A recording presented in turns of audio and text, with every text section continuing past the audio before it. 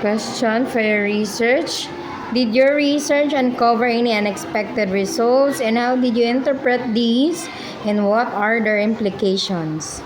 Yes, students with moderate smartphone use still perform well.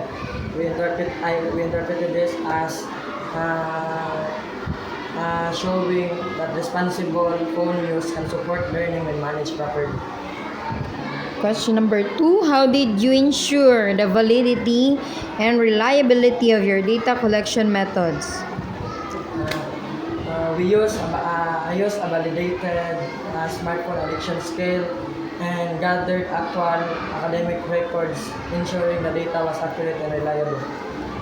Next, what are the key limitations of your methodology, and how did these limitations influence your findings? Uh, we use uh, self-reported surveys which rely on honesty.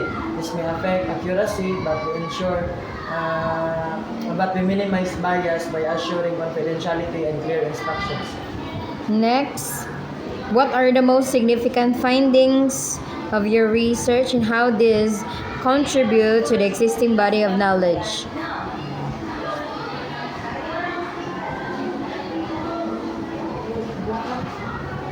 This found that higher smartphone addiction leads to lower grades and poorer well-being. It supports past studies and gives new insights focused on grade 10 students.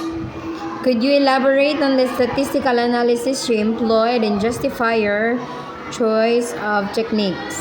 I used a descriptive statistics and Pearson correlations to determine the level and relationship between smartphone addictions, academic performance, and well-being because they clearly show connections between variables. Can you explain the core problem of your research addresses and why it's significant? The core problem that my research addresses is the impact of smartphone addictions on academic performance and well-being. It is significant because excessive smartphone use causes poor focus, lower grades, and stress among students. Next, how would you respond to criticism that your study only used surveys and actual observation? That's valid.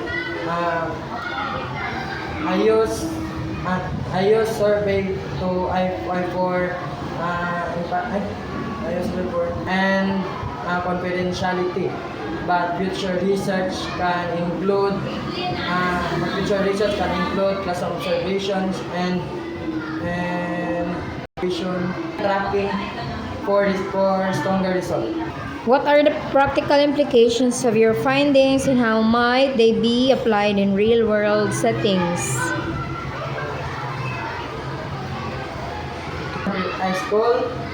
School can create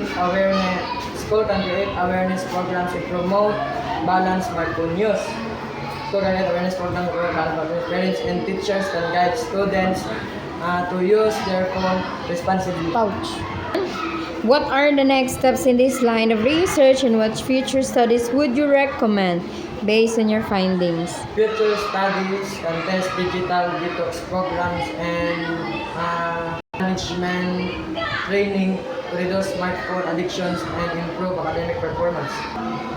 Last question, what are the potential limitation of challenges in applying your findings? Students may find it hard to limit their phone use, and schools may lack time and resources to apply intervention programs. Okay, congratulations.